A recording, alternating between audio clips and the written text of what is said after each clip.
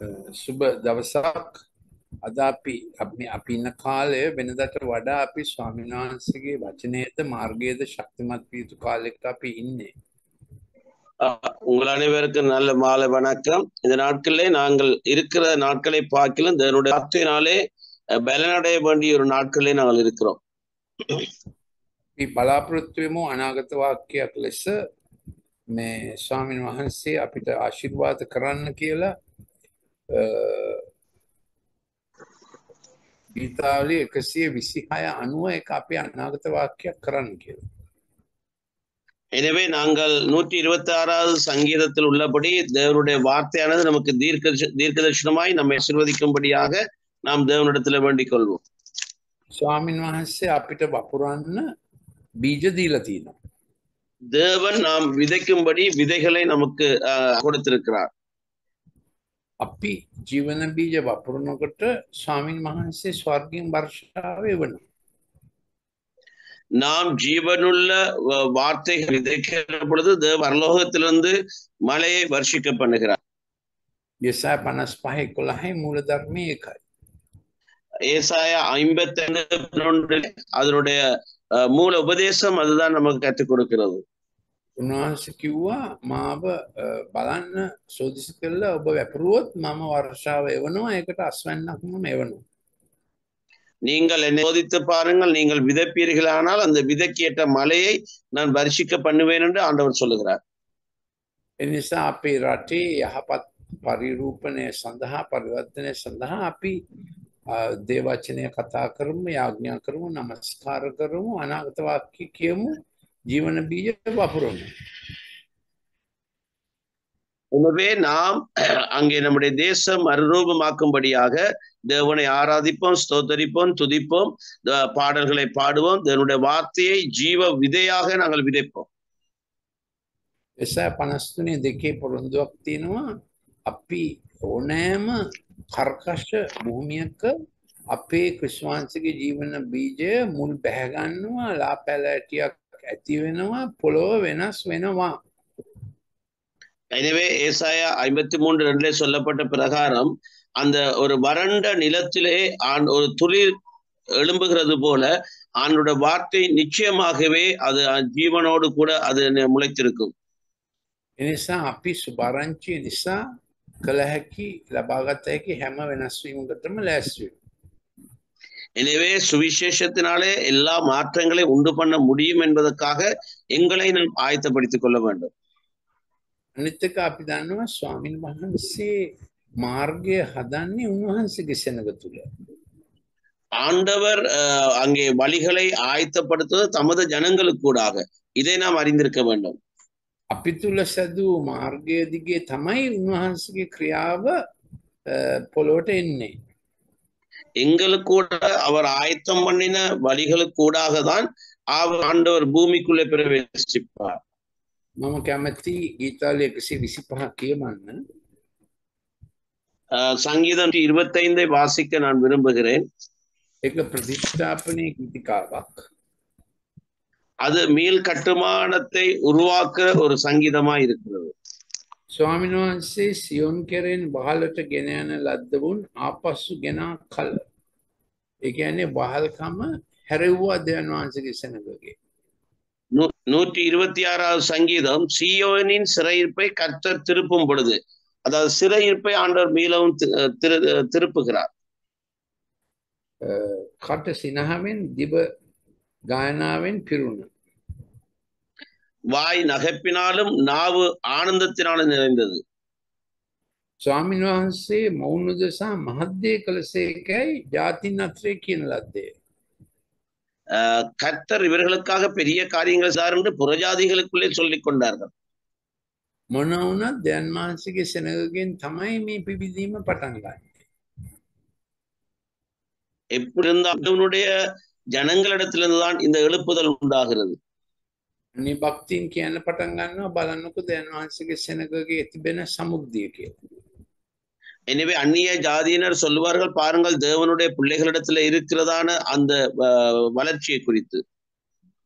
එනිසා අපි මිනිස්සුන් කරන්න හදන වෙනස් වීම ගැන ඒගොල්ලෝ එසේ කරාවේ ඒක හොඳ දෙයක්. හැබැයි අපිට පමණක් කළ හැකි දිව්‍ය ජීවනයේට අපි ඇතුළු වෙනවා. எனவே மனிதர்களாலே செய்யக்கூடிய காரியங்கள் அவர்கள் செய்யட்டும், அது நல்லது. ஆனாலும் நாம் தேவனுடைய ஜீவனுக்கூடாக செய்யக்கூடியதை செய்யும்படி அதற்குள்ளே நாம் யோசிக்க வேண்டும். ගීතාලය 126 3 ස්වාමීන් වහන්සේ අප උදෙසා මහත් දේ කළසේක. එබැවින් අපි සන්තෝෂ වෙමු. எனவே 126 சங்கீதம் 3வது வசனம், கர்த்தர் நமக்காக பெரிய காரியங்களை செய்வார், இது நிமித்தம் நாங்கள் மகிழ்ந்திருப்போம். අපි හැම පැයෙම අපි අපේ ආඥා ජර්නල් එකේ ලියාගමු ස්වාමීන් වහන්සේ මෙහෙම කරා. எங்களுடைய ஒவ்வொரு நாளும் நம்முடைய ஜெப நாளேட்டிலே கர்த்தர் இப்படியான காரியங்களை செய்தார் என்றதை நாங்கள் வலியுறுத்தி எழுதி கொள்ள வேண்டும். ඊයමම් පාරට බහැලා කොලයක් පත්‍රිකාවක් දෙන්න යනකොට මට හම්බුණා ඈත පළාතක සේවය කරන වෛද්‍යවරයෙක්. එයා ඉතාම උනන්දුවෙන් අහන් හිටියා. நேற்றைய நாளிலே நான் அங்கே துண்டு பிரதிகளை கொடுக்கும்படி அங்கே வழியிலே நடந்து போகிற பொழுது தூர பிரதேசத்திலே ஒரு வைத்தியரை சேவை செய்கிற ஒரு வைத்தியரை கண்டேன். அவர் மிகவும் ஆர்வத்தோடு செவிமடுத்தார். අපි ස්වාමීන් වහන්සේගෙන් හැම පෑම බලාපොරොත්තු වෙමු මහත් ක්‍රියාවක්. எனவே நம்முடைய ஆண்டவரிடத்திலிருந்து ஒவ்வொரு மணித்தியாலத்திலும் பெரிதான காரியங்களை நாம் எதிர்பார்த்து காத்திருக்க வேண்டும். දේවචනයක් දර්ශනයක් ස්වාමීන් වහන්සේගේ මඟ පෙන්වීමක් අපි ආඥා කරපු කෙනෙක් සුවවීමක් අපි උනන්දුවෙන් බලාපොරොත්තු වෙමු. தேவனுடைய வழிநடத்தல், தேவனுடைய வார்த்தையானது, தேவனுடைய வார்த்தையினாலே நமக்கு கிடைக்கிற அந்த சுகம், இவைகளை நாங்கள் மிகவும் ஆர்வத்தோடு எதிர்பார்த்து காத்திருக்க வேண்டும். ඉතින් හතරවෙනි පදය අපෙන් වහල්ව සිටින්නන් දකුණු දිසාවේ ඇලවල් මෙන් ආපසු ගෙනා මැනව. எனவே எங்கள் சிறையிருப்பில் இருக்கிறவர்களை அங்கே தெற்கத்தி வெள்ளத்தை போல திரும்ப கொண்டு வரும் என்று சொல்லி 4வது வசனம் சொல்லுகிறது. ඒ කියන්නේ ඊශ්‍රායල් වල දකුණු දිශාව නෙගෙව් එකේ කාන්තාරයක්. ඒ හුඟක් වැස්සාවොත් තමයි ඒ කාන්තාරේ දියපාරවල් හැදෙන්නේ. இஸ்ரேலிலே வனாந்தரத்தை அது ஒரு வனாந்தரமாக இருக்கிறது. அங்கே அதிகமான மழை பெய்தால் தான் அங்க தெற்கத்தி வெள்ளம் அங்கே வரும். ඒ වගේ වහල්ව සිටින්නන්ට සමෘද්ධිමත් කාලයක් ස්වාමීන් වහන්සේ ගේනවා. அப்படிப்பட்ட அடிமைத்தனத்தில் இருக்கிற ஜனங்களுக்கு ஆண்டவர் செழிப்பை உண்டு பண்ணுவார். අපිට වපුරන්න පිරුණු බීජ මල්ලක් උන්වහන්සේ දෙනවා. எங்களுக்கு விதைக்கும்படி அங்கே அதிகமான விதையை நமக்கு ஆண்டவர் கொடுப்பார். අපි හැමදාම පාරේ බහැලා යනකොට දුප්පත් කාට හරි රුපියල් 50ක් හරි 100ක් හරි දෙන්න පුළුවන් දෙයක් දෙන්න.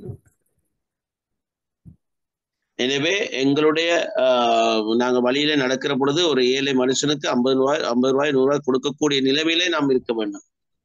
ස්පහත් ભેදය ඉවත් කරන්න අඩු කරන්න මොනවා හරි අපි කරන්න. எனவே இங்க இருக்கிற அந்த தாழ்மையை ஏழ்மையை குறைக்கும்படி எங்களால் கூடுமானவரை எதையாயிலும் நாம் செய்ய வேண்டும்.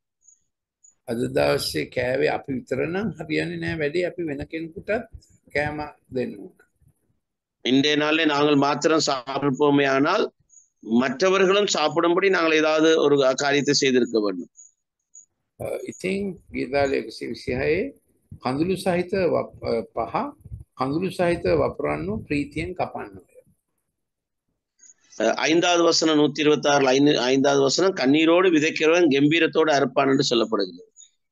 අපි හැමතිස්සෙම කියමු මගේ සාක්කුව පිරීති වෙනවා, බීජ මල්ල පිරීති වෙනවා, මට වපුරන්න දෙයක් තියෙනවා. நாம் சொல்ல வேண்டும், எப்பொழுதும் என்னுடைய பணப்பை நிரம்பி இருக்கிறது, என்னுடைய விதை இருக்கிறது, விதைக்கும்படி விதையை நான் சேமித்து வைத்திருக்கிறேன். ඔහු බීජ මල්ල රැගෙන හඬමින් පිටත් යන්නේ නමුත් තමාගේ ගොයම් මිටි රැගෙන ප්‍රීතියෙන් එන්නේ. அள்ளித்தூவும் விதையை சுமக்கிறவன் அழுது கொண்டு போறான், ஆனாலும் தான் அந்த அரிகளை சுமந்து கொண்டு கம்பீரத்தோட திரும்பி வந்தான் என்று சொல்லப்படும் 6வது வசனம். අපි දන්නවා අර පරණ ගීතිකාව ඇරිකට්ටුදේ සෙරුවෝ මෙලෝරුම් ඇරිකට්ටුදේ මිටි බඳිමින් අපි අස්වැන්න අරගෙන එනවා. அந்த தமிழ் பாடல், பழைய பாடல், அரிக்கட்டுது என்ற பழைய பாடல், அது நமக்கு ஞாபகம் இருக்கிறது. அதை நாங்கள் ஞாபகம் மூட்டிக்கொள்ள வேண்டும். දැන් මම බලන්න යනවා யெசாயா 40. இப்பொழுது ஏசாயா 40ஆம் அதிகாரத்தை நாங்கள் பார்க்க போகிறோம். මම පොඩ්ඩක් කවුද ඉන්නේ ආඥාවක් කරන්නේ දේශනේසනේ නේද අපි පොඩ්ඩක් ආඥාවක් කරමුද මේ ප්‍රීතිමත් බීජමාලක් ගැන අපිට සහතිකයක් එන්න කියලා நாங்கள் இப்பொழுது ஜெபம் பண்ணோம் மகிழ்ச்சிகரமான ஒரு அள்ளித்துவம் விதையை ஆண்டவர் நமக்கு கொடுக்கும்படி ஒரு மகிழ்ச்சியை உண்டாக்கும்படியாக நாங்கள் ஜெபம் பண்ணுவோம் දේශනේසන් ජෙබිකු ஜெபம் பண்ணுங்க சரி பாஸ்டர் அன்பான நேசபிதாவே குமாரன் இயேசுவின் நாமத்திலே பரிசுத்தாவியான உதவியோடு மண்டிக்கு வருகிறோம் ஆண்டவரே இந்த ஜூம் இணைப்பின் வழியாக நாங்கள் உடைய தகப்பனாரோடு சேர்ந்து தேவதாசர்களாய் ஒன்று சேர்ந்து உம்மை நோக்கி பார்க்க உடைய நாமத்திலே நாங்கள் செபிக்கும்படி கர்த்தாவே நீர் எங்களுக்கு தந்த அந்த அருமையான இந்த நாளுக்காக இந்த நேரத்துக்காக ஆண்டவரே ஒவ்வொன்றுக்காக நாங்கள் நன்றி சொல்லுகிறோம் தகப்பனே இந்த நாளிலும் ஆண்டவரே அந்த அள்ளி தூவுகின்ற அந்த விதையை நாங்கள் ஆண்டவரே தூவத்தக்கதாக ஆண்டவரே தகப்பனே நீர் எங்களுக்கு ஆண்டவரே அந்த அனுக்கிரகத்தை மென்மேலும் தந்தருள வேணும் என்று ஜெபிக்கிறேன் ஆண்டவரே ஆண்டவரே நாங்கள் போய் வருகிற போது ஒவ்வொரு நாளும் ஏழைகளுக்கு எங்களால் முடிந்த ஆண்டவரே கஷ்டப்படுகிறவர்களுக்கு 100 ரூபாயோ 50 ரூபாயோ எவ்வளவோ நாங்கள் அவங்களுக்கு கொடுக்க முடிந்ததை ஆண்டவரே கர்த்தாவே தேவை உள்ளவர்களுக்கு நாங்கள் கொடுத்து ஆண்டவரே உம்முடைய அன்பை நாங்கள் வெளிப்படுத்தும்படியாக ஆண்டவரே நீர் நன்மை செய்கிறவராக இந்த பூமியிலே சுற்றி திரிந்தீர் ஆண்டவரே ஆண்டவரே அது மாத்திரமல்ல தகப்பனே சுவாமி நன்மை செய்கிறவன் பூமியில் ஒருவனும் இல்லை என்று நாங்கள் வேதத்திலே காண்கிற வேளையிலே நீர் நன்மை செய்யும்படியாக நீர் எங்களை இந்த பூமியில் நீர் வைத்திருக்கிறீர் ஆண்டவரே உம்முடைய ஆண்டவரே தகப்பனே நன்மை செய்கின்ற கிரியைகளாக நாங்கள் உம்மாலே சிருஷ்டிக்கப்பட்டிருக்கிறோமே தகப்பனே அதற்காக உம்மை துதிக்கிறோம் ஆண்டவரே இந்த நாட்களிலே ஆண்டவரே நாங்கள் சுவாமி தகப்பனே ஏழை எளிய மக்கள் திக்கற்ற பிள்ளைகள் விதவைகள் ஒவ்வொருவரையும் சிறுமைப்பட்ட ஒவ்வொருவரையும் நாங்கள் காணும் போதெல்லாம் ஆண்டவரே தொடர்ந்தும் நாங்களும் ஆண்டவரே எங்களுடைய குடும்ப அங்கத்தவரும் சபையார் அனைவரும் ஆண்டவரே நாங்கள் எல்லாரும் ஆண்டவரே இதுல இணைந்திருக்கிற ஒவ்வொருவரும் ஆண்டவரே தகப்பனே அள்ளி தூவுகின்ற அந்த விதவை ஆண்டவரே ஆண்டவரே மக்களுக்கு மற்ற இல்லாதவர்களுக்கு விதைக்கத்தக்கதாக தேவ ஆவியானவரே எங்களுக்கு இந்த மாலை பொழுதிலே நீர் தந்த அந்த வேத வார்த்தைக்காக உங்களுக்கு நன்றி சொல்லுகிறோம் இந்த வெளிப்பாடு உள்ள அந்த செய்திக்காக இந்த தீர்க்க தரிசனத்தின் வெளிப்பாட்டுக்காக ஸ்தோத்தரிக்கிறோம் ஆண்டவர் தகப்பனே சுவாமி எங்களுடைய நற்கிரியைகளை கண்டு பரலோகத்திற்கிற பிதாவை மற்றவர்கள் மகிமைப்படுத்தத்தக்கதாக எங்கள் மூலமாக நல்ல காரியங்கள் நற்கிரியைகளை ஆண்டவரே இந்த நாங்கள் வாழுகிற இடத்திலே தேசத்திலே எங்கள் மூலமாய் ஆண்டவரை உம்மை காணும்படி நாங்கள் வாழ அப்பா எங்களை நாங்கள் அர்ப்பணிக்கிறோம் பரிசுத்த ஆவியானவர் ஒரு விசேஷித்த வல்லமையான எங்களை ஆண்டவரே அனல் மூட்டுங்க இடைகட்டுங்க நிரப்புங்க பரிசுத்த ஆவியானவர் இந்த நாளிலே ஆண்டவரே இந்த மீதியா வரப்போற வேளையிலும் ஆண்டவர் கர்த்தாவே நாங்கள் இந்த கேட்ட இந்த வார்த்தையின்படி ஜெபிக்கிற காரியத்தை நாங்கள் வரும் நாட்களை அதிகமாய் காணவும் ஆண்டவரே நல்ல காரியங்களை நாங்கள் விதைத்து நல்ல காரியங்களுக்குரிய அறுவடையை பெற்றுக்கொள்ள தேவர் எங்களுக்கு கிருபை தந்தங்களை ஆசீர்வதிக்கும்படியாய் தொடர்ந்து தகப்பனார் கொடுக்கிற அந்த ஜீவனுள்ள அந்த தீர்க்க தரிசன வெளிப்பாட்டின் வார்த்தைகளுக்காக தொடர்ந்து நாங்கள் ஜெபிக்கிறோம் காத்திருக்கிறோம் நீரே தொடர்ந்து எங்களுக்கு தந்து நீர் எங்களை போஷித்து ஆசீர்வதிக்கும்படியாக இயேசு கிறிஸ்துவின் மூலம் ஜெபிக்கிறோம் ஜீவனுள்ள நல்ல பிதாவே ஆமென் මතක තියාගන්න ඕන අපි ලොකු කැම්ප් එකක් කරනවා ඔක්තෝබර් 17 18 19 මේ අපේ පාස් ලෝරි එක நாங்கள் ஞாபகத்தில் கொள்ள வேண்டும் அக்டோபர் 17 18 19 3 நாட்கள் நாங்கள் பாஸ்டர் லாரியோடு கூட பெரிதான ஒரு முகாம் நாட்களை நாங்கள் நடத்த இருக்கிறோம் ඔක්තෝබර් 16 බදාදා හවස තමයි එන්න ඕනේ அக்டோபர் 16ஆம் தேதி புதன்கிழமை மாலை எல்லாரும் வந்து சேர வேண்டும் බ්‍රහස්පතින්දා නිමාඩු දවසක් සිකුරාදා නිමාඩු ගන්න කියලා කියන්න ඕනේ வியாழக்கிழமை லீவு நாளா இருக்கிறது வெள்ளிக்கிழமை ஒரு நாள் லீவ் எடுத்தால் போதும் ඔබගේ නායක සෛලය එක්කගෙන එන්න ඕන உங்களுடைய தலைமைத்துவ செயற்குழுவை நீங்கள் அழைத்து வர வேண்டும் අවුරුදු 30ට අඩු නායකයෝ ටික දෙනෙකුත් ගේන්න ඕන නේද 30 வயதுக்குட்பட்ட சில தலைவர்களை நீங்கள் அழைத்து வர வேண்டும் අපි බලාපොරොත්තු වෙන සුද්ධාත්ම නාසිකේ ලොකු වැඩිවීමක් எனவே பரிசுத்த ஆவியானுடைய ஒரு பெரிதான ஒரு மாற்றத்தை நாங்கள் எதிர்பார்க்கிறோம் දැන් අපි බලමු යெசாயா 40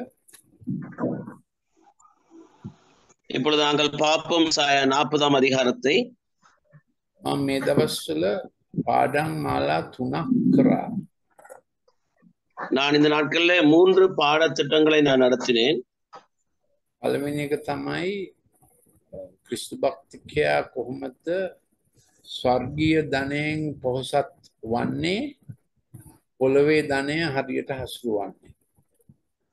எனவே முதலாவது பாடம் கிறிஸ்தவர்களாகிய நாங்கள் எவ்வளமாக பரலோக ஐஸ்வர்யத்தினாலே ஆசீர்வதிக்கப்படுவது, பூமிக்குரிய ஐஸ்வர்யத்தை எப்படி அதை நடைமுறைப்படுத்துவது என்பதை குறித்து நான் அவர்களுக்கு கற்றுக் கொடுத்தேன். අප ධනවත් කරන පිණිස ධනවත් වූ ක්‍රිස්තුස් වහන්සේ දිනදු වූසේක. எங்களை ஐஸ்வர்யனாக்கும்படி ஐஸ்வர்யமுள்ள தேவன் அங்கே தரித்திரராய் மாறினார். දෙවැනි පාඨමාලාව මම ගොඩක් පාඩම් කරේ කොහොමද ක්‍රිස්තුස් වහන්සේගේ විලෝමය ප්‍රතිලෝමය, ඒ කියන්නේ කුසලානය තමයි බොන්නේ, කඩුව අදින්නේ නැහැ. கிறிஸ்து எவ்வளமாக பாத்திரத்திலே பருகினார், பட்டயத்தை அங்கே எடுக்காதபடிக்கு. அங்கே கடைசியானவர் இடமத்துக்கு பெற்றுக்கொண்டார். කොට උන්වහන්සේ ජයගන්නේ අර වතුර භාජනයයි තුවායෙන් කකුල පීදලා. அவர் வெற்றி பெறுவது அங்கே கால்களை கழுவின அவருடைய அந்த சாலும் அந்த தண்ணீர் பாத்திரத்தினாலும். උන්වහන්සේ ජයගෙන දෙන්නේ ලෝක ක්‍රමයට වඩා සම්පූර්ණයෙන්ම වෙනස් ක්‍රමයකට. அவர் நமக்கு வெற்றியை பெற்றுக் கொடுப்பது உலக பிரகாரமாய் அல்ல, முற்றுமாய் மாற்றமுள்ள ஒரு வெற்றியை நமக்கு பெற்றுக் கொடுக்கிறார். බේකා මිටියාවත්ත මැදින් අපි යනකොට, බැලපීම මිටියාවත්ත මැදින් යනකොට අපි එක බෙරකා කරනවා, බොහෝ ප්‍රශංසාව ඇති උපත් ඇති ස්ථානයක් කරනවා. நாங்கள் கண்ணீரின் பள்ளத்தாக்களை கடந்து சென்றாலும் அதை அங்கே பெராக்கா மகிழ்ச்சிகரமான ஒரு பள்ளத்தாக்காய் அதை நாங்கள் மாற்றி அமைத்துக் கொள்வோம். ඒක ලොකු දිග පාඩමක්. அது ஒரு பெரிதான ஒரு பாடம். ඒක මම බැදිය කරලා නැහැ. මොකද අද යන්න ඕන මේ යසායා 40ට. அதை நாங்கள் அதிகமாக இன்றை பார்க்கவில்லை. நாங்கள் ஏசாயா 40ஆம் அதிகாரத்துக்கு இன்றைய நாங்கள் கடந்து செல்ல போகிறோம். දේවසේවකයන් වෙන අපි වචනයෙන්ම ජීවත් විය යුතුයි. වචනය තමයි අපේ මාර්ගෝපදේශකය, අපේ GPS එක. தேவனுடைய ஊழியக்காரர்கள் தேவனுடைய வார்த்தையினாலே வாழ வேண்டும். தேவனுடைய வார்த்தை தான் நமக்கு வழிகாட்டி, தேவனுடைய வார்த்தை தான் நமக்கு GPS, அதுதான் நம்மை வழி நடத்துகிறது. ඔගලන්ට තේරෙන්නේ නැති අනිත් උපකරණය මම කිව්වේ නැහැ කියලා. දැන් GPS නේ. යසායා කමක් නැහැ. යසායා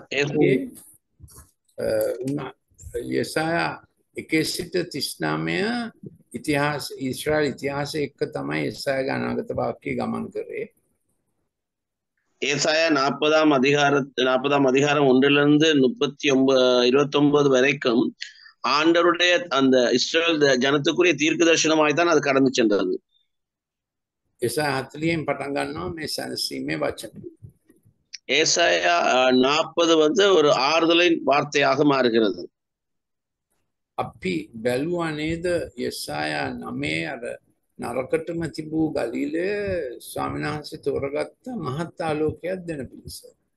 நாங்கள் பார்த்தோம் அங்கே ஏசாயா 9ஆம் அதிகாரத்திலே மிகவும் மோசமாய் இருந்த கலிலேயாவை ஆண்டவர் மிகவும் பிரகாசம் உள்ளதாக மாற்றி அமைத்துக் கொண்டது குறித்து. ඒකට යසායා 9න් අපි බැලුවද අර යුද්ධයේ ආයුධ එහෙම. යුද්ධ උපකරණ. ஏசாயா யுத்தத்தின் ஆயுதங்களை குறித்து நாங்கள் பார்த்தோமா? යගහ, දණ්ඩ,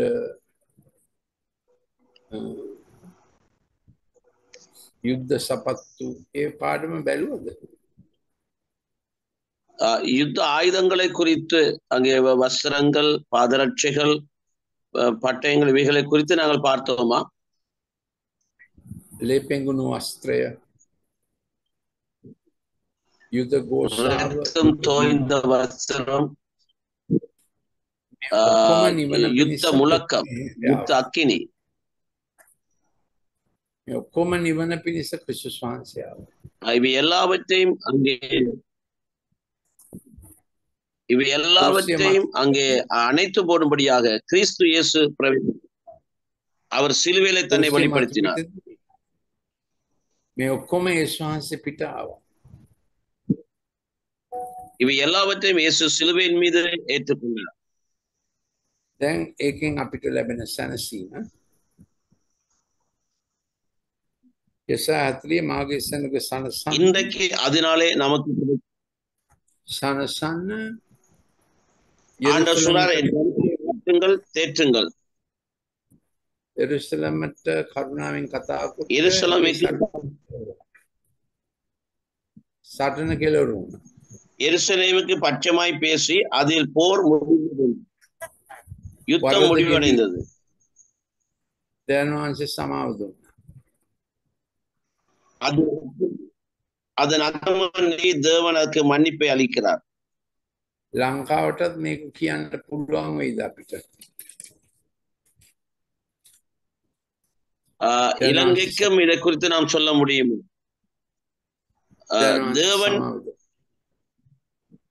தேவன் எங்களுக்கு மன்னிப்பை கொடுப்பார் என்று சொல்லி இலங்கையை குறித்து நாங்கள் அங்கே கூற முடியுமா? අද පරණ ඇමතිවරු මන්ත්‍රීවරු පාවිච්චි කරපු වාහන ගොඩාක් කොළඹට ගෙනල්ලා දාලා තිබුණා. இன்றைக்கு பழைய அமைச்சர்மார்கள் பயன்படுத்தின வாகனங்கள் கொழும்புல கொண்டு வந்து போட்டிருந்தார்கள். මැති අමතවරු සහ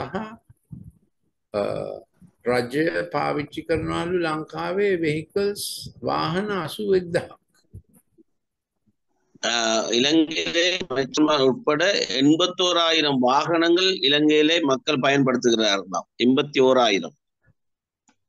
ஆஸ்திரேலியாවේ රජය පාවිච්චි කරනවලු වාහන 6000. ஆஸ்திரேலியாவிலே 6000 வாகனங்கள் தான் பயன்படுத்துறாங்க அரசாங்கம். ඉතින් අපි ස්වාමීන් වහන්සේගෙන් ඉල්ලමු ලොකු ඉතුරු කිරීමක්, ලොකු ප්‍රතිෂ්ඨාපනයක්.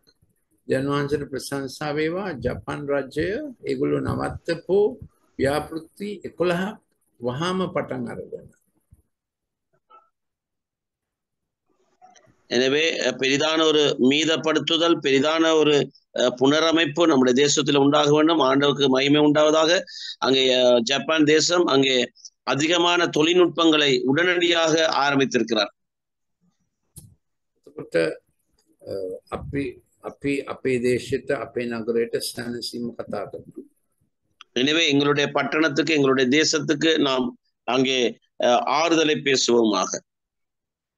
කාන්තාරයේ ස්වාමීන් වහන්සේගේ මාර්ගයේ සාදා අපේ දෙවියන් වහන්සේට වනහි මාවතක් සමතලා කරපළා.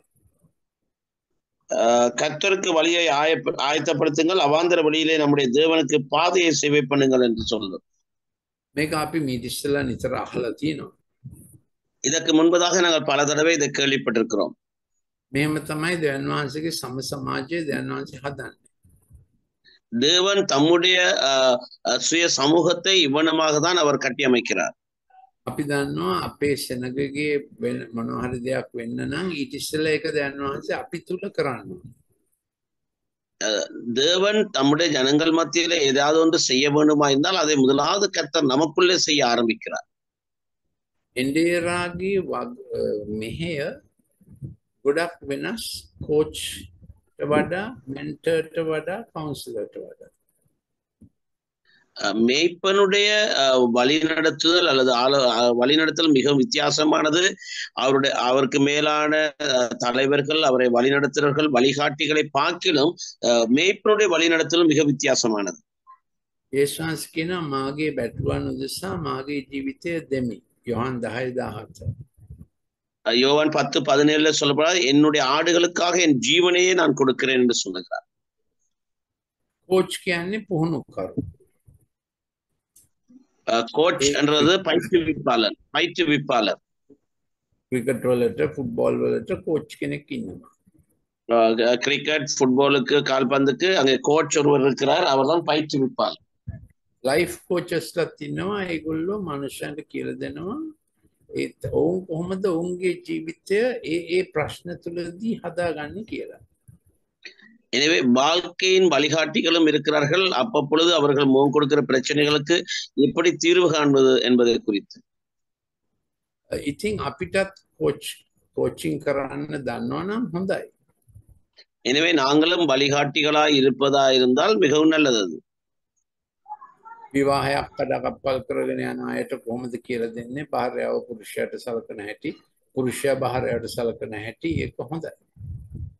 எனவே குடும்பங்கள் சின்ன பின்னமாக்கப்பட்டு அங்கே பிரிந்து போற சூழ்நிலை இருக்கிற பொழுது அவன் மனைவியை நேர்வதெப்பது, மனைவி அவனுக்கு கீழ்ப்படுகிறது எப்படி என்று கற்றுக் கொடுக்கிறது மிகவும் நல்ல காரியம். හැබැයි අපි පුහුණු වීම වලට අමතරව ජීවිතය දෙන්න. ஆனாலும் நாம் பயிற்சிக்கு அப்புறம் நம்ம வாழ்க்கையை நாம் அர்ப்பணிக்க வேண்டும்.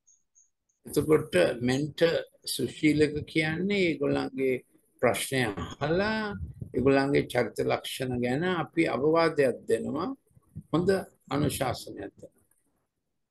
எனவே மேலான தலைமத்துவத்துக்குள்ளாக நம்மை வழிகாட்டுறவர்கள் அவர்கள் ஆலோசனைகளை கொடுத்து நம்மை வழி நடத்துவார்கள். ඒගොල්ලෝ අහන ඒවලට තමයි අපි උත්තර දෙන්නේ. அவர்கள் எதை கேட்கிறார்களோ கேட்கிற கேள்விக்கு பதில் கொடுப்போம். ඒ වුණාට මත්තෙව් 28:19 තිබෙන ශික්ෂකයා මත්තෙව් 28 එපමණක් විතරක් නෙමෙයි.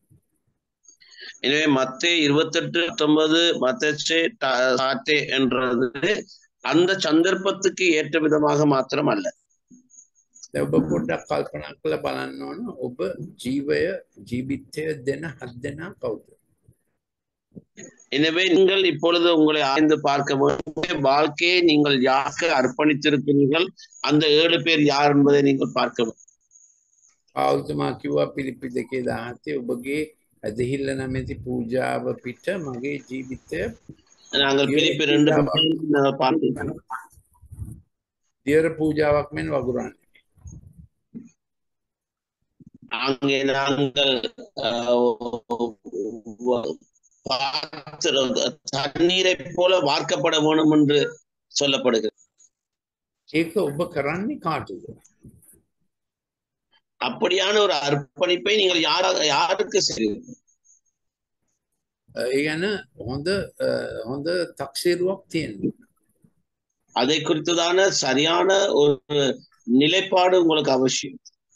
ඔබ උත්පාදනය කරලා ඔබගේ ජීවිතය වැගිරීමෙන් ඔබ හදාගත්ත ශික්ෂිතය කවුද? நீங்கள் உங்களுடைய ஜீவனை கொடுத்து உங்களாலே வழிநடத்தப்பட்டு நீங்கள் பெற்றெடுத்த உங்களுடைய வழிநடத்துனர் யார்? ආගේ මිටි තැනද ඔබගේ ජීවිතය දීම නිසා පිරුණේ? யாருடைய அங்கே குறைவு உங்கள் வாழ்க்கையினால நிறைவாக்கப்பட்டது?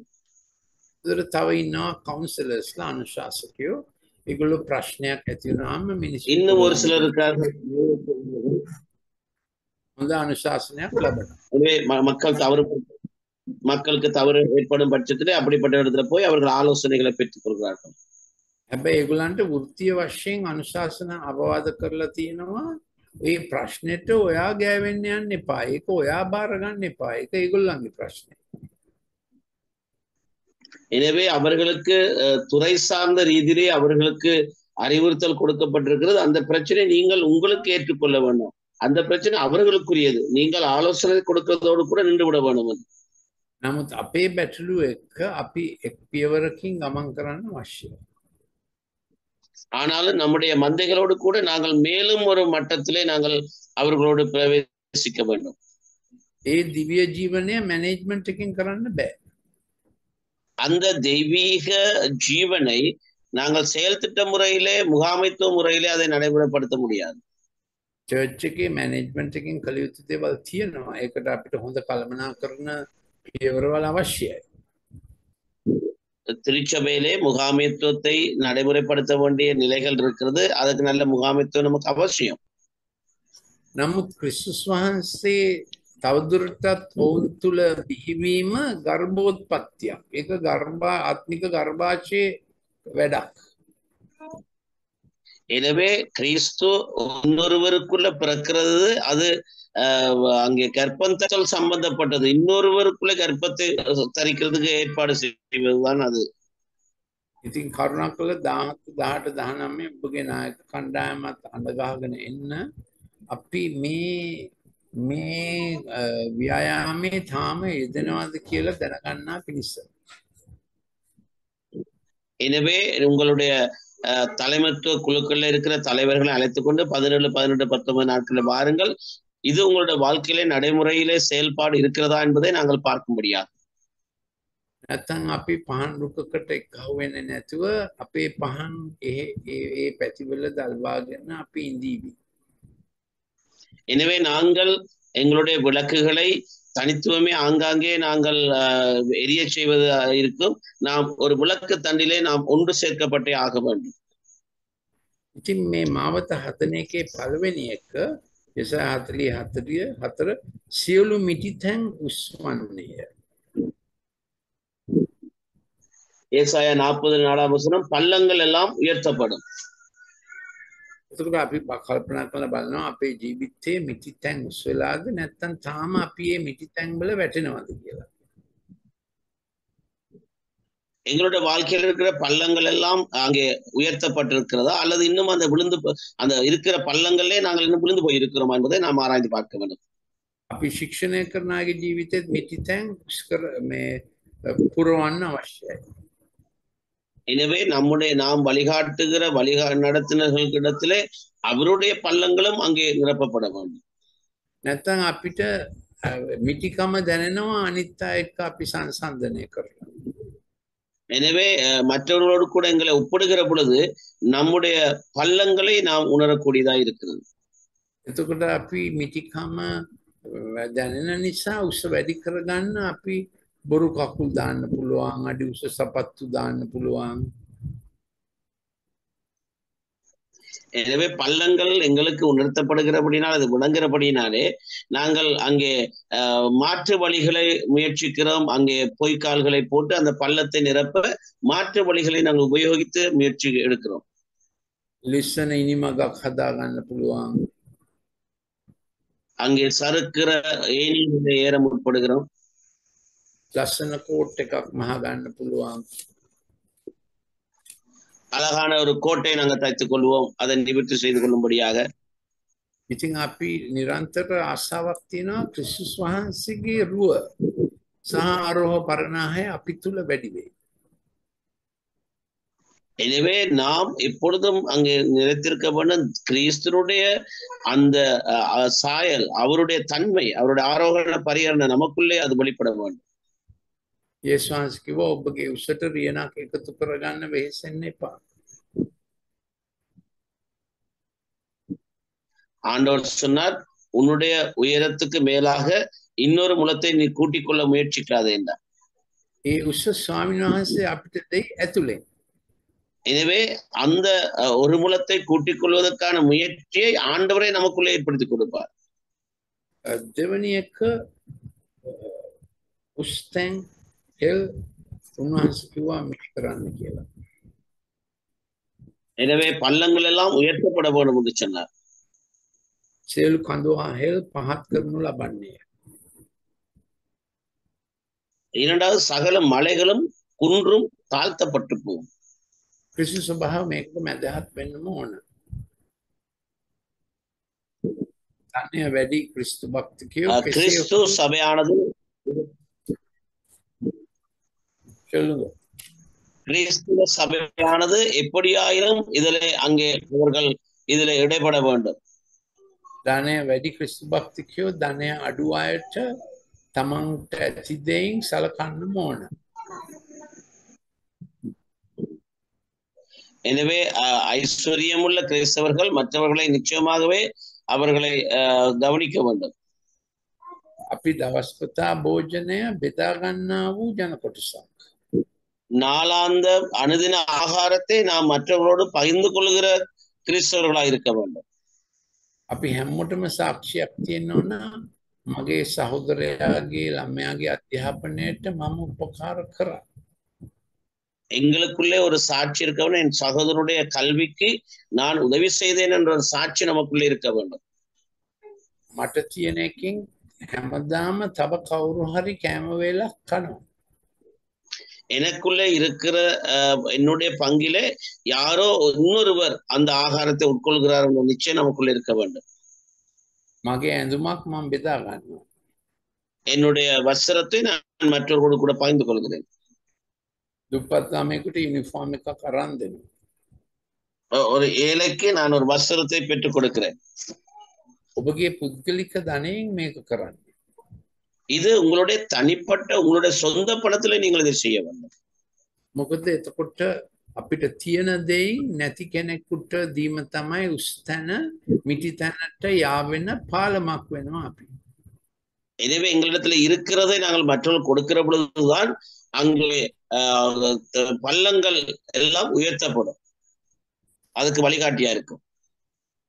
ඉතින් අපි මේක සමාජෙත් මේ වෙනස කරන්න පුළුවන් හැමතැනකම අපි උත්සාහ කරන් බලනවා. අපි විශ්වාස කරනවා ප්‍රදේශයේ ලොකු ප්‍රභූවරයෙක් ලොකු ව්‍යවසායදායකයෙක් ගැලවීමට ඇවිල්ලා එයත් එක්ක අපිට පුළුවන් වෙයි අපගේ ප්‍රදේශයේ දුප්පත්ම ගමකට මහත් යහපතක් කරන්න. எனவே எங்களுடைய சமூகத்திலேயும் நாங்கள் இப்படியான செயல்பாடுகளில் ஈடுபட முடியும். நம்முடைய பகுதிகளில் இருக்கிற மிக ஐஸ்வர்யம் உள்ள ஒருவர் அங்கே மனம் திரும்பலோடு சபைக்கு வந்து அவரோடு இணைந்து இந்த குறைவை நாங்கள் நிறைவு செய்ய முடியும். රටේ අමාරුකම් නිසා දේශපාලනය ගැන බය නිසා එහෙම ධනවත් අය ගැලවීමක් හොයයි මේ කාලේ. எனவே தேசத்தின் பொருளாதார மற்றும் அரசியல் அச்சங்களினாலே ஜனங்கள் சபைக்கு அங்கே வருவதற்கு முயற்சி எடுப்பார்கள். තුන්වෙනි එක ඇදතැන් ඇතහරිනු ලබන්නේය. மூன்றாவது கோணலானது சொவ்வையாக்கப்படும் என்று சொல்லப்படுகிறது. මේකේ හෙබ්‍රේ වචනේ අදහස ලිස්සන තැන් වංචා වෙච්ච තැන් තමිල් පරිවර්තනය කොහොමද තියෙන්නේ? கோணலானவை. ඒ කියන්නේ கோணல் ඇද වෙච්ච. ඔව් ඒක හොඳ පරිවර්තනයක්. සිංහල බයිබලෙත් තියෙන එහෙමයි. ඒ කියන්නේ අපේ ජීවිතයේ චරිතයේ මුදල් ලිපීමේ මාර්ගවල රටේ ඇද වෙච්ච ඒවා ජන සමාජයේ ඇද වෙච්ච ඒවා කෙලින් කරන්න පුළුවන් වෙන්න මේ මාර්ගය කියලා අපි ස්වාමීන් වහන්සේගෙන් ඉල්ලනවා. எனவே நம்முடைய வாழ்க்கையில ஏற்பட்ட கோணல்கள் நம்ம பொருளாதார ரீதியிலே பண கொடுக்கல் வாங்கல தேசத்துல ஏற்பட்ட பல தவறான காரியங்களால் எங்களுடைய வாழ்க்கைக்கு ஏற்பட்ட கோணல் அமைப்புகளை நாங்கள் நேர்த்தியான வழியிலே அதை நடத்த வேண்டியவர்களாக இருக்கிறோம். දැන් අපිට පුළුවන් වෙනවා ඔයගොල්ලෝ දන්නවා අපේ බොරැල්ල ළඟ තිබෙන ටැමිල් ස්කෝලේට අපි ආහාරයි කිරි විතරයි ගෙනියනවා. நாங்கள் பொருளையில பக்கத்துல இருக்கிற நம்முடைய பாடசாலை தமிழ் பாடசாலை ஒன்றுக்கு நாங்கள் ஆகாரமும் நாங்கள் பாலும் கொண்டு கொடுக்கிறோம். තව පැත්තක අපි ගණිතය සහ විද්‍යා පන්ති කරනවා. இன்னொரு பகுதியிலே நாங்கள் விஞ்ஞானமும் கணித பாடங்களை நடத்துகிறோம். එතකොට මේ ළමයින්ගේ අධ්‍යාපනය ගැන කිසි උනන්දුවක් තිබුණේ නැති දෙමව්පියෝ පන්තියට එනවා ළමයි එක්ක මොකද අපි උනන්දු වුණ නිසා. எனவே இந்த பெற்றோர்கள் தங்களுடைய பிள்ளைகளை குறித்து கரிசனை இல்லாமல் இருந்தவர்கள் இப்பொழுது நாங்கள் அந்த பிள்ளைகள் மீது கரிசனை எடுக்கிறபடினாலே பிள்ளைகளோடு சேர்ந்து பெற்றோர்கள் அந்த வகுப்புகளுக்கு வருகிறார்கள். ඒ ප්‍රජාශාලාව ඉන්නවා ආණ්ඩුවේ සමාජ සේවකයන් දෙන්නෙක්. ඒගොල්ලෝ පුදුම වෙලා මේ අපිට කියනවා හරි පුදුම වැඩේනේ මේ කවදාකවත් ළමයි ගැන සැලකපු නැති දෙමව්පියෝ ළමයින්ගේ පන්තියට එනවා කියලා. எனவே அங்க இருக்கிற சமூக சேவை அந்த சமூக மண்டபத்தில் இருக்கிற அந்த சமூக சேவையாளர்கள் அங்கே ஆச்சரியப்படுகிறார்கள். ஒரு நாளும் பிள்ளைகளை குறித்து கரிசனை இல்லாத பெற்றோர்கள் இப்பொழுது பெற்றோர் பிள்ளைகளோடு கூட அங்கே வருகிறதை குறித்து ஆச்சரியப்படுகிறார்கள். මේව කරන්න පොරොන්දු වෙන ආණ්ඩුවක් පත් වී තිබෙන නිසා අපි අපේ කොටස ඉතාම උනන්දුවෙන් කරමු. இப்படிப்பட்ட காரியங்களை செய்யறதுக்கு ஏற்றதான ஒரு அரசாங்கம் இப்பொழுது அமைக்கப்பட்டிருக்கிறபடினாலே நாம் எங்களுடைய வேலைகளை இன்னும் அதிகமாய் ஆர்வத்தோடு செய்ய வேண்டும். හතරවෙනි එක රළුතෙන් සමතලා කරනු ලබන්නේ. கரடு முரடானவைகளை சமமாக்கப்படும். ඒකට හරි හෙබ්‍රේව පරිවර්තනය අවිහිර වූ තැන්වලට දොරටු හදනවා පාර හදනවා. அதுல சரியான இப்ரேய மொழியினுடைய அர்த்தம் என்னென்றால் தடைப்பட்ட இடங்களுக்கு அந்த தடைகளை அகற்றி சரியான வழிகளை உண்டாக்குறது தான் அதனுடைய அர்த்தம். පාපය නිසා විහිරුණේවා සමාජ අයුක්තිය නිසා විහිරුණේවා ඒ හැම එකටම අවහිරකම ඉවත් කරන්න අපිට ආලේපේ තියෙනවා. பாவத்தினாலே தடைப்பட்ட காரியங்கள், சமூக சீர்கேடினாலே தடைப்பட்ட காரியங்கள் எல்லாவற்றையும் அந்த தடைகளை அகற்றி போடுகிறது தான் இதனுடைய அர்த்தம். දැන් හොඳ ළමයි වගේ කියව ගන්න ඕන යෙසායා 61ක් කියව ගන්න, යෙසායා 58ක් කියව ගන්න. ஏசாயா 58, ஏசாயா 61 அதிகாரங்களை நீங்கள் வாசித்துக் கொள்ள வேண்டும். අපේ ඉරිද රැස්වීමේදී හොඳ වැටහීමක් දෙමු. මේක කරගන්න පුළුවන්, මිටිතැන් පුරව ගන්න පුළුවන්. எனவே ஞாயிறு ஆராதனைகளிலே நமக்கு ஒரு நிச்சயம் இருக்க வேண்டும். பள்ளங்கள் எல்லாம் நிரப்பப்படும், அங்கே கோணலானவைகள் செவ்வையாக்கப்படும், கரடுமுரடானவைகள் சமமாக்கப்படும் என்பதை நாங்கள் விளங்கிக் கொள்ள வேண்டும். උස්තැන් මිටිතැන් වලට උපකාර කරන්න පුළුවන්. அங்கே உயர்வானவைகள் அங்கே பள்ளங்களுக்கு உதவி செய்ய முடியும். වංචාකාරී ලෙස ඇදවෙච්ච තැන් කෙලින් කරගන්න පුළුවන්. வஞ்சகமான முறையிலே கோணலாக்கப்பட்டவைகள் நேராக்கப்பட முடியும். අඳින්න ලැබූ හිර වූ අවිහිර වූ තැන් විවෘත කරගන්න පුළුවන්. எனவே தடைப்பட்ட அடைக்கப்பட்ட காரியங்கள் எல்லாவற்றையும் ஆண்டவராலே அந்த அடைப்புகள் எடுத்துக்கொள்ள முடியும், அதை நிவர்த்தி செய்து கொள்ள முடியும். යෙසායා 45 පදයේ සිද්ධ වෙනවා. அப்பொழுது ஏசாயா 40ஆம் அதிகாரம் 5வது வசனம் நடைபெறும். ස්වාමීන් වහන්සේගේ තේජස බබලනවා. கர்த்தரின் மகிமை வெளியரங்கமாகும். සියලු ජාතීන් දනන්සේගේ ගැලවීම හොයාගෙන එනවා. அம்சமான யாவரும் தேவனுடைய ரட்சிப்பை அடி வருவார்கள்.